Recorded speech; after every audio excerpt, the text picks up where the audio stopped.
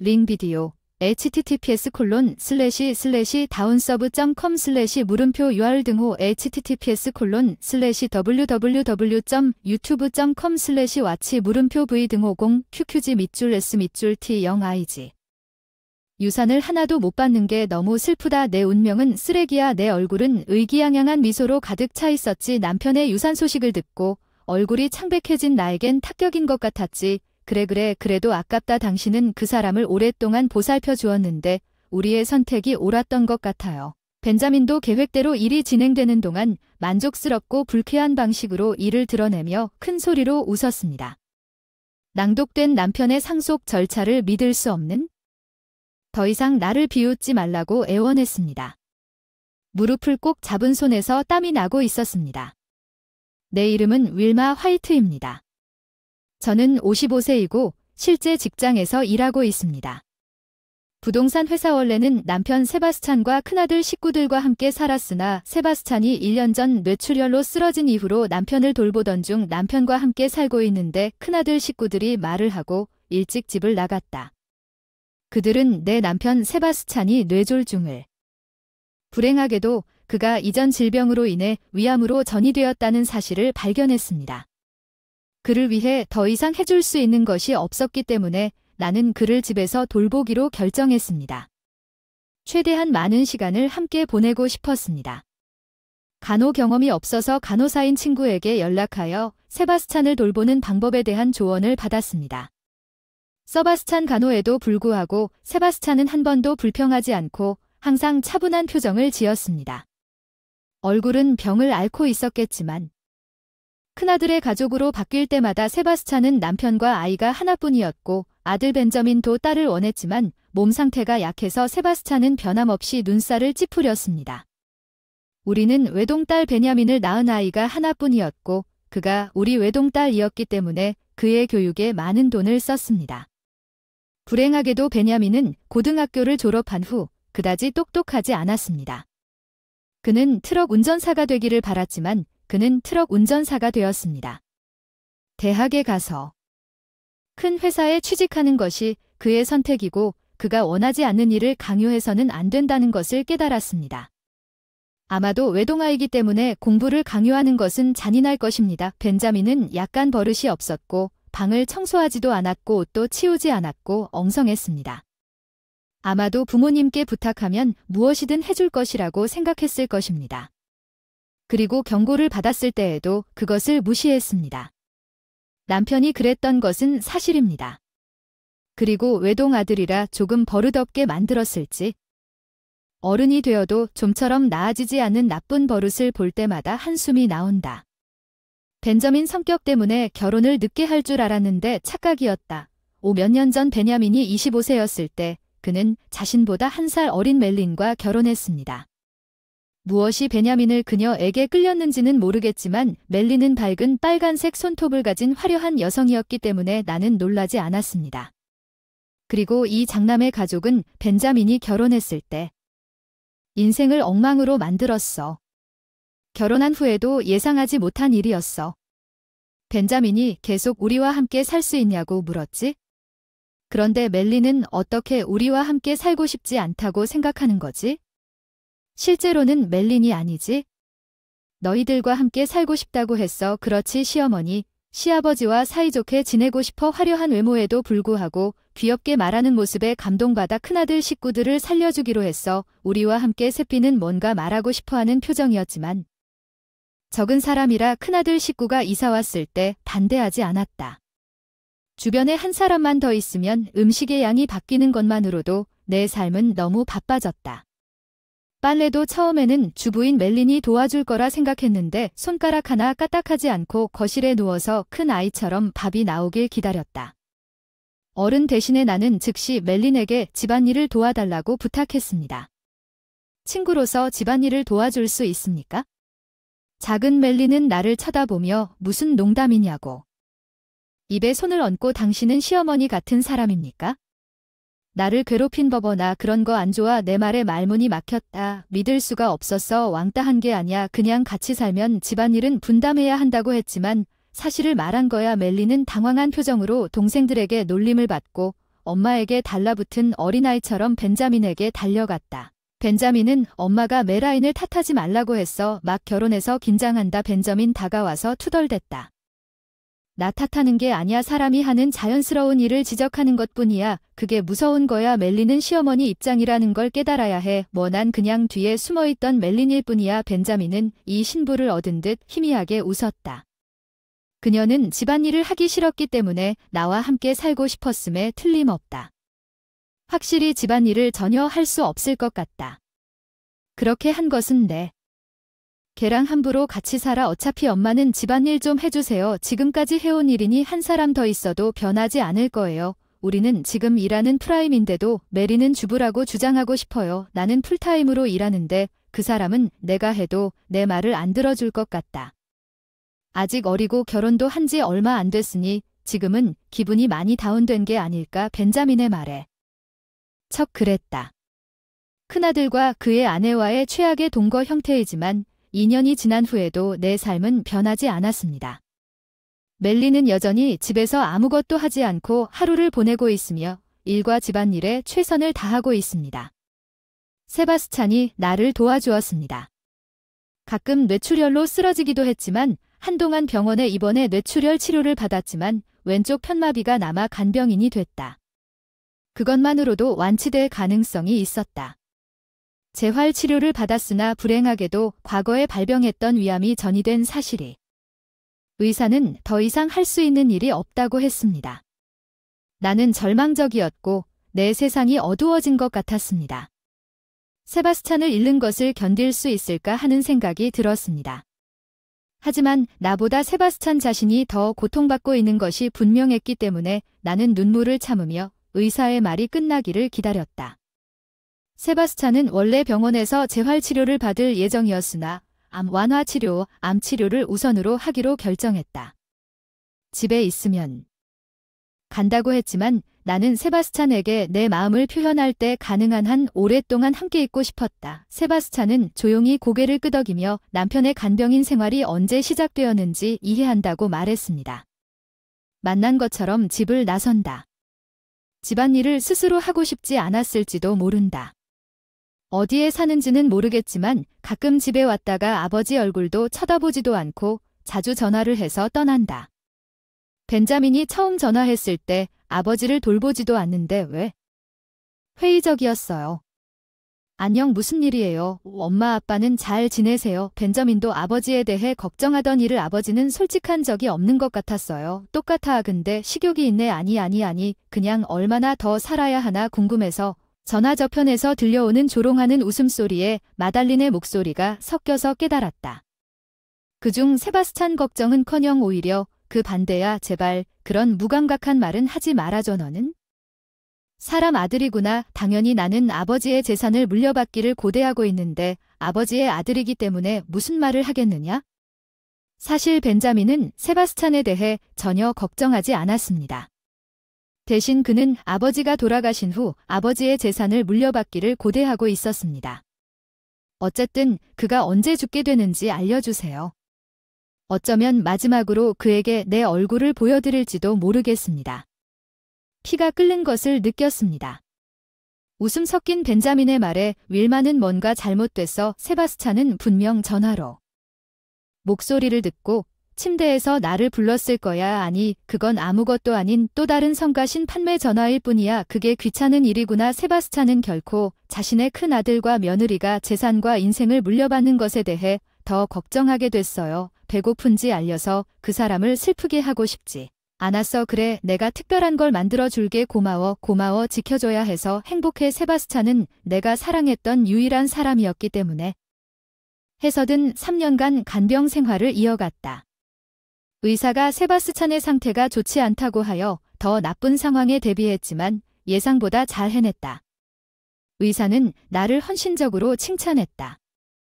평소처럼 오래 살아온 게 기적이라며 세바스찬의 큰아들과 며느리가 나에게 여러 번 전화를 걸어 세바스찬의 상태를 물어봤다. 나는 그들에게 실증이 나서 벤저민과 멜린 윌마의 전화를 더 이상 받지 않았다. 고마워요. 세바스찬은 평화로운 표정을 짓고 세바스찬이 위독한 상황에서도 마지막 잠들었습니다. 큰아들, 며느리가 집에 돌아오지 않았습니다. 전화로 다시 전화를 하려고 했지만 세바스찬이 말렸습니다. 세바스찬이 걱정했습니다. 장남과 며느리들에 대해서는 마지막까지 긍정적으로 걱정해 주었지만 세바스찬의 장남과 며느리들에게 이야기를 했더니 대부분 자기가 세상을 떠난 뒤 내가 힘들지 않을까 하는 걱정이 컸다. 세바스찬이 세상을 떠났다는 법, 그들은 그렇게 하기 싫었지만 서둘러 돌아왔습니다. 마침내 그는 죽었습니다. 그는 아무것도 없이 열심히 일했습니다. 우리는 오랫동안 호텔에서 살아야 했습니다. 그렇죠. 우리는 파산했습니다. 우리가 얻을 수 있을지 궁금합니다. 상속은 곧 알았지만 세바스찬 장남과 며느리를 무시한 채 그들의 말에 메스꺼움을 느꼈다. 세바스찬의 장례를 치렀고 마침내 상속 문제에 이르렀다. 변호사가 세바스찬의 유언장을 열었다. 세바스찬의 앨리스 아들과 며느리, 법률은 내용이 읽히기를 간절히 기다리고 있었습니다. 나는 세바스찬 화이트를 삼켜서 다음 재산을 그의 큰 아들 벤자민 화이트에게. 변호사는 세바스찬의 땅의 집, 우리의 현재 집과 모든 빚을 동시에 읽어주었습니다. 나는 벤저민과 나의 얼굴을 보았습니다.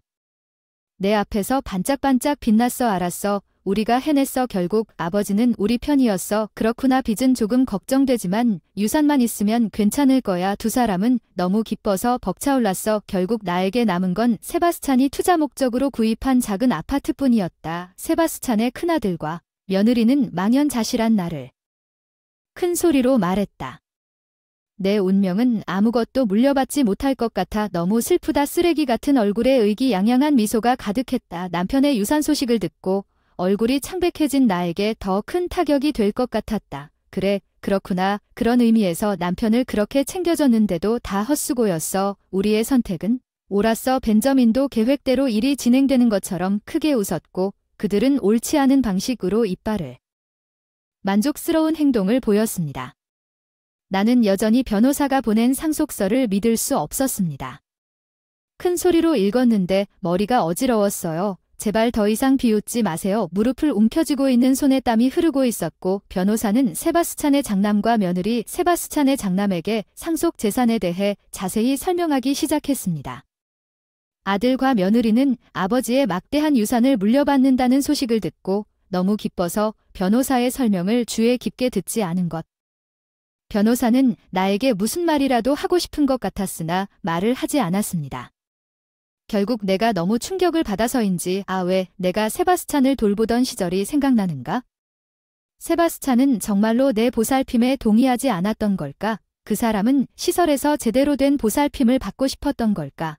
그렇다면 그건 우스꽝스러운 일이었을까?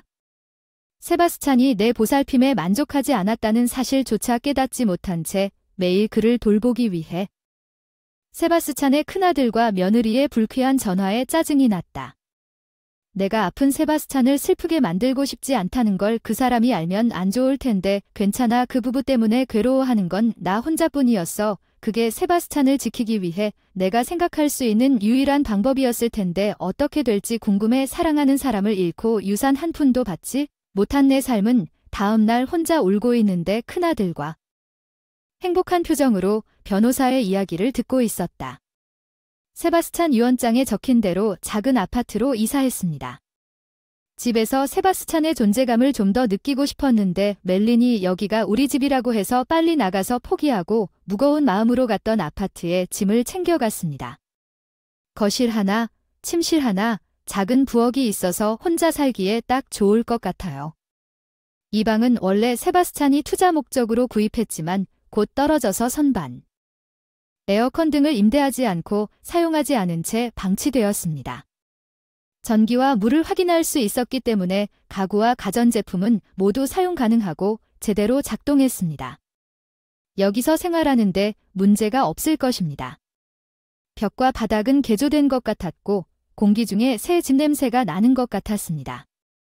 세바스찬이 이 세상에 없다고 해서 외로워서 한동안 집에서 여느 때처럼 책을 읽고 있었는데 문득 다다미 위에 커다란 네모난 상자 같은 물건이 눈에 띄었다. 궁금해서 다가갔다. 그리고 안전하다고 하더군요. 크네요. 가정용 금고는 아니고 영업용 금고인 것 같았어요. 이런 일이 있다는 게 믿겨지지 않지만 비밀번호는 모르겠어요. 금고는 비밀번호 사자리를 누르는 타입이었어요. 버튼이 있는데 비밀번호를 몰라서 아무것도 할 수 없었어요. 세바스찬이 비밀번호라고 했을 것 같은데 생각나서 그 사람이 제 생일에 휴대폰 잠금 해제 비밀번호를 설정해 뒀더라고요. 생일을 눌러봤어요. 그리고 가벼운 소리와 함께 자물쇠가 잘 열렸습니다. 열쇠가 열려서 놀랐습니다. 그런데 그 안에는 뭔가가 들어있고 부풀어 오르는 커다란 흰색 가방 안에 많은 것들이 들어있었고 금고는 그 아래에 그가 쓴 것보다 뭔가 쓴 봉투가 있었습니다. 가방 내용을 확인하면서 윌머에게 보낸 편지 봉투를 잘랐어요. 무슨 일이 있었는지 미안해요. 믿을 수 있는 친구에게 이 편지를 집에 안전하게 넣어달라고. 지금 많이 실망하셨을 것 같아요. 정말 죄송해요. 잠시만 참아주세요. 세바스찬이 먼저 나를 두고 작은 아파트 외에는 아무것도 남길 수 없는 것에 대해 사과했습니다. 세바스찬이 바로 내 앞에 있는 것 같은 느낌이 들어서 열심히 읽어보았습니다. 벤저민을 보면 아무것도 할 수 없었습니다. 그리고 메린이 너한테 나쁜 말을 하고 집안일을 강요해서 화가 났지만 늦게 퇴근할 때도 많았고 너무 피곤해서 집에 혼나지도 않았어. 내가 없으면 정말 미안해. 그 둘은 할지도 몰라. 너한테 더 나쁜 일은 내 유일한 걱정이었고 매일 어떻게 해야 할지 고민하고 있었지. 세바스찬의 큰아들과 며느리의 무정한 전화 내용을 세바스찬이 알지 못하도록 필사적으로 숨기고 있었구나. 하지만 세바스찬은 그들의 폭정을 걱정했고 마침내 나는 그 유언장에서 전략 상속을 생각해냈습니다. 나는 거의 모든 상속을 벤자민에게 주었고 당신에게는 아파트 외에는 아무것도 않았습니다. 당신은 실망했을 것입니다. 그러나 벤자민이 물려받은 것은 거의 쓸모가 없습니다. 그냥 쓰레기입니다. 벤저민이 세바스찬의 모든 고정 자산, 즉 세바스찬의 모든 재산을 받았어야 했다는 게 무슨 뜻입니까? 벤자민에게 자세한 내용을 물어보면 어쨌든 당신을 화나게 할 것이지만 더 중요한 것은 내가 당신에게 내 모든 재산을 맡겼다는 것입니다. 금고에 넣어두었기 때문에 벌써 봤을지도 모르지만 지금 당장 너를 지켜줄 수 있는 방법은 너와 함께 오래오래 함께 살고 싶었는데 벌써 불려가서 고맙다는 말을 전하고 싶었어. 지금까지 응원해주시고 챙겨주셔서 고마워요. 윌마 늘 사랑했어요. 눈물이 나서 앞이 흐려졌어요. 편지에 눈물이 떨어져서 세바스찬 글씨도 흐릿했어요. 떨리는 손으로 하얀 가방을 꺼내서 열어보니 거기에 있었어요. 그 안에 셀 수 없이 많은 $100 묶음이 들어있으니 그 총액은 수십만 달러, 심지어는 수백만 달러일지도 몰라요. 혼자 산다면 제겐 돈이 될 거예요. 고맙습니다. 세바스찬의 편지를 가슴 앞에 꼭 쥐고 울었다고 하더군요. 세바스찬의 유산 덕분에 눈물이 마를 때까지 며칠이 지났다. 나는 평온한 나날을 보낼 수 있었다. 간병을 위해 잠시 쉬고 직장에 복귀해 알찬 나날을 보내고 있었다. 그러다가 이 집에 이사 온 지 2주가 지난 일요일 오후. 스마트폰이 울렸다. 누군지 보려고 화면을 보는데 세바스찬의 편지에 벤자민이 나한테 전화를 했다고. 있어서 벤자민이라는 이름을 보고 심장이 쿵쿵 뛰었다. 괜찮아. 세바스찬이 나와 있어. 무슨 일이 있어도 침착하게 전화를 받았다. 안녕 나야. 엄마 지금 어디 계시나요? 아버지가 주신 그 낡은 아파트 어떻게 거기서 잘 살 수 있나요? 괜찮아요. 큰 집으로 이사하셨군요. 맞죠? 우리 큰아들과 그의 아내가 사는 게 편할까요?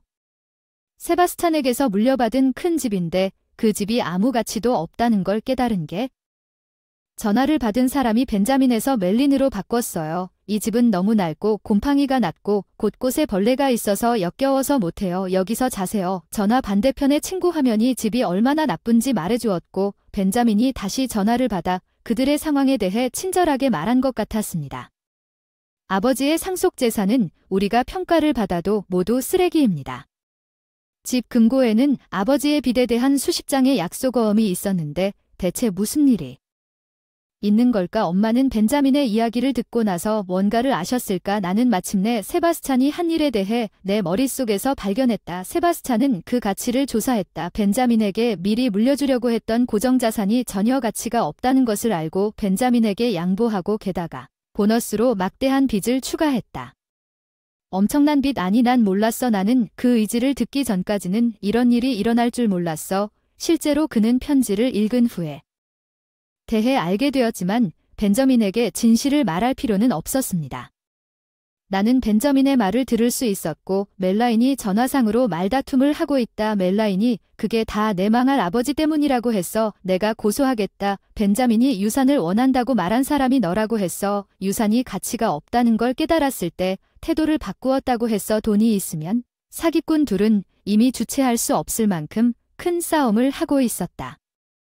깊은 한숨을 쉬고 답답함을 풀기 위해 스마트폰 앞에서 심호흡을 했다. 너도 둘 다 결백하지 않다. 아버지를 전혀 돌보지 않았잖아. 집안일은 나한테 맡겨두고 평생을 살아왔으니 이런 상황은 내 잘못이다. 빚 좀 지고 떠들고 동네에 폐를 끼치지 마라. 알면 둘 다 역같아. 이해하면 끊고 다시는 연락하지 마. 벤자민이 전화를 몇 번이나 끊은 후 응답을 기다리지 않고 전화를 끊었지만 그를 완전히 무시하고 그의 전화를 차단했습니다.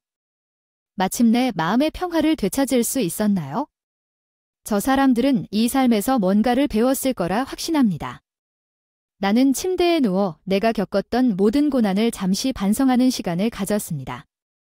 나는 여기에 머물기로 결정했습니다. 한동안은 벤자민 가족과의 인연을 끊어도 괜찮다. 아니, 인연을 끊어야 한다. 그러지 않으면 그 사람들이 나에게 빚을 갚아달라고 애원할 것이다. 그런 생각을 하며 눈을 마침내 그럴 수 있었다. 좋은 꿈 꾸세요. 세바스찬 정말 고마워요. 저를 정말 보호해 주셨죠. 그 후로 벤저민과의 식물 관계도 끊고 마침내 자유로운 삶을 얻었죠. 마지막으로 남을 돌보지 않고 살 수 있었던 때였죠. 물론 세바스찬을 돌보는 건 부담이 아니었어요. 가능하다면 세바스찬과 단둘이 살고 싶었지만 이제 할 수 있는 게 아무것도 없었다.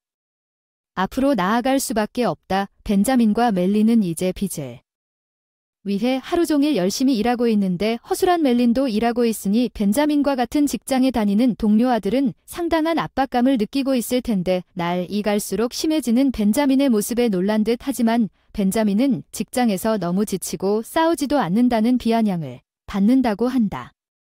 상사에게 등을 돌리는 멜린은 낯선 직장에서 스트레스를 받고 그것을 해소하기 위해 폭식과 음주를 했습니다. 그녀는 단 6개월 만에 약 44파운드가 쪘습니다.